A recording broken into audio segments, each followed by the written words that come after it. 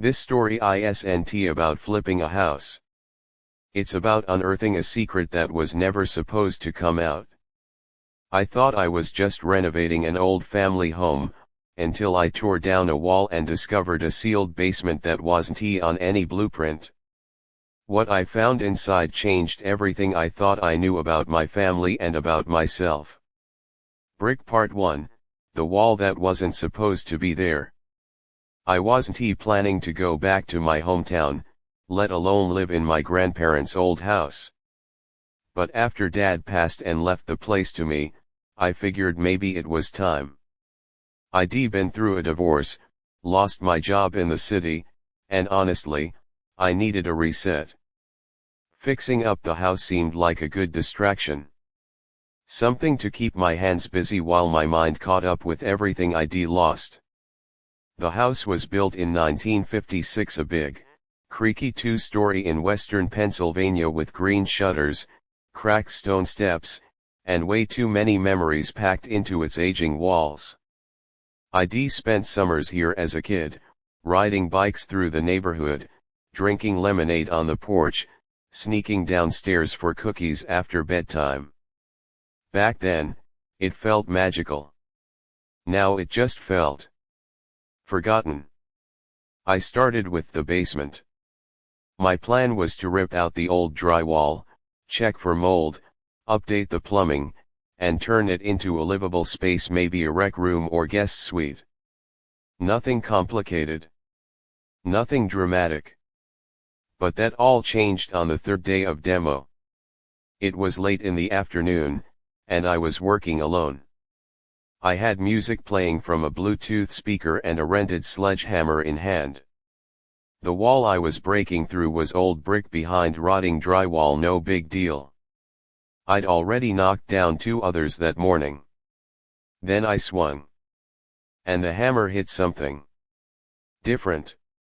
Instead of a solid thud, it echoed hollow, like hitting a giant drum. The sound bounced back sharp and unnatural. I paused, confused, and tapped again. Same sound. Hollow. Like there was a space behind it. That wall wasn't supposed to be hollow. I checked the blueprints again. I had the originals from the town archives. The basement was rectangular. No extensions. No side rooms. No crawl spaces. No mention of anything behind that wall. But something was there. I could feel it in my bones. My curiosity outweighed my common sense. I pulled out the chisel and started working the edges, prying the bricks loose one by one. It took hours. Dust filled the air. My arms burned. But eventually, I exposed the full outline of something I never imagined I'd find, a sealed metal door. No knob. No hinges. Just smooth, cold steel sunk into the foundation like it had always been part of the house. And it wasn't on the blueprint. Not a single note or mark about it. For a long moment, I just stared at it, heart pounding in my chest. A chill ran through me, even though the room was warm from the summer sun pouring in through the narrow basement windows. The door looked ancient, industrial, like something out of a Cold War bunker. I pressed my ear against it. Nothing. I knocked. No echo. It was dead silent. That night, I couldn't sleep. I kept thinking about that door. What was it hiding? Why wasn't it documented? And why the hell had someone sealed it shut like that? The next morning, I woke up before dawn. I went back down there, armed with a crowbar, bolt cutters, and every bit of determination I had left in me. I was going to open it. And that's when everything started unraveling. Candle Part 2, the room time forgot. The metal was colder than it should be even for July. I ran my fingers along the edges of the door. No visible seams, no hinges, just smooth steel sealed perfectly into the concrete. But there was a groove, right along the left-hand side, thin enough to slide the tip of a crowbar into. Whoever built this didn't want it opened, but they didn't weld it shut. I worked at it slowly, sweat dripping into my eyes. Each pop of the steel felt like peeling open something sacred, or cursed. After nearly an hour, with one final heave, the door shifted with a deep, metallic groan that echoed up the stairwell. What lay beyond wasn't a bunker. Wasn't a wine cellar. Wasn't anything I'd ever imagined. It was a room. A completely intact room untouched by time, lit only by the beam of my flashlight. Dust hung heavy in the air, sparkling in the narrow shaft of light. The walls were lined with old wooden bookshelves, many of them still filled. There was a desk in the corner, a rusted typewriter on top, a worn leather chair pushed slightly out like someone had just left. But the creepiest part, the air was clean. Not musty, not mildewed like it had somehow been preserved. I stepped inside, boots crunching on the tile floor. The door behind me swung shut with a dull thud, and the sound made my stomach twist. On the far wall, there were photos, hundreds of them. Black and white prints, all tacked up in neat rows. Most showed people I didn't recognize. But a few made my breath catch. There was my father. As a teenager. There was my grandfather. In uniform. And there was me. One photo, clearly taken from a distance, showed me at maybe 9 years old, playing in my backyard with my dog, Max. Another, from what looked like a high school graduation. I'd never seen these before. They weren't family photos. These were surveillance shots. I stumbled backward, flashlight beam shaking now. What the hell was this? I opened a drawer in the desk. Inside were files, neatly labeled folders, names typed on yellowing tabs. I flipped through: Martin Reynolds, Evelyn Turner, Franklin Webb. And then I saw it. George Langston. My grandfather. I yanked the folder out. Inside were documents, some official looking, others handwritten. There were reports, behavioral observations, dated notes about his interactions in town, comments about his potential value.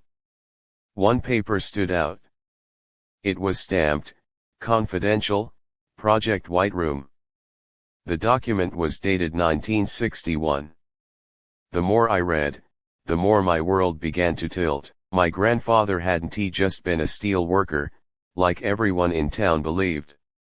He'd been involved in something much deeper, some kind of Cold War surveillance program operated out of our own house. The basement had been used as a covered site. Observation, documentation, psychological profiling of small-town citizens, his neighbors. There were references to testing moral flexibility, recording stress responses, and, chillingly, containment procedures. I found old reel-to-reel tapes stacked in a wooden crate labeled Langston Home Interviews. One was marked with a red X. Of course I played it. The voice that came through wasn't my grandfather's. It was a man, stern, calm, controlled. Subject shows signs of instability. Will monitor further. Child may exhibit same behavioral tendencies if not guided differently. If necessary, lock access and erase secondary traces. Child. Me. I stood in that hidden room, surrounded by secrets no one had spoken in 60 years, and realized something horrifying: my family wasn't just hiding a basement. They were hiding a legacy of lies. A secret so buried, not even my father had ever mentioned it. Or maybe he didn't know. Maybe he was part of it, too. And if this room had surveillance, who else had they been watching? The panic crept up fast. My hands trembled. I stumbled out of the room, up the basement stairs, into the daylight, where everything felt wrong. Off.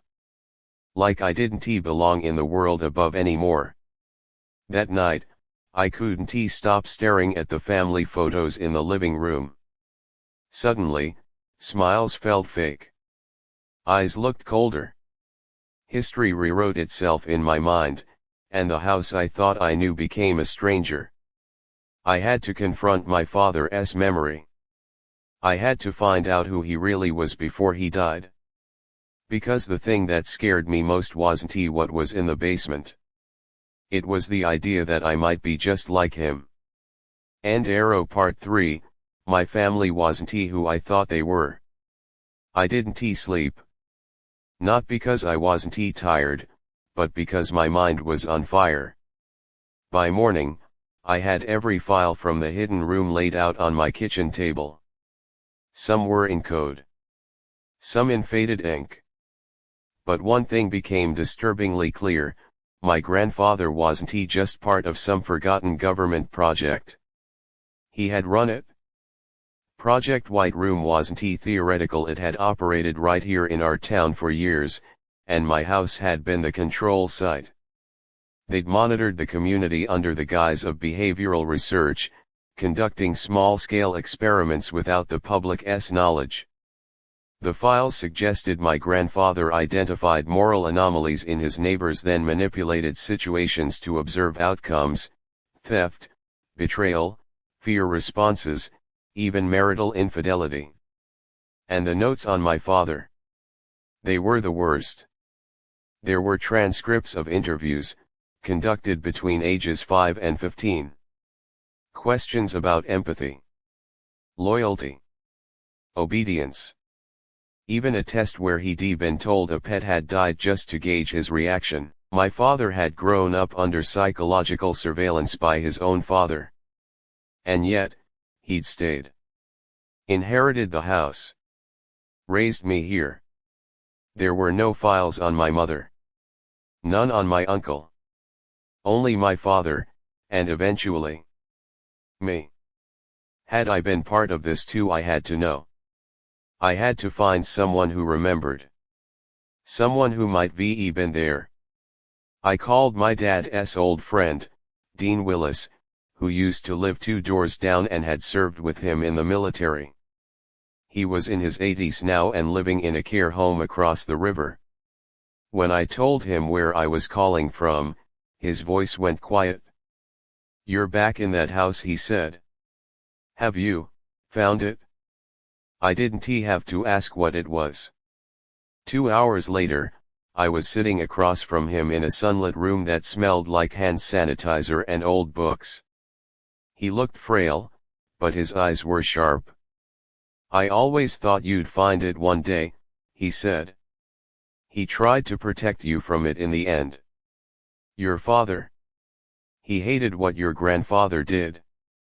I asked him what he meant. "George thought he was saving the country. Your dad thought he was destroying the people in it. They fought. A lot. Your father left town for good when you were 10, remember?"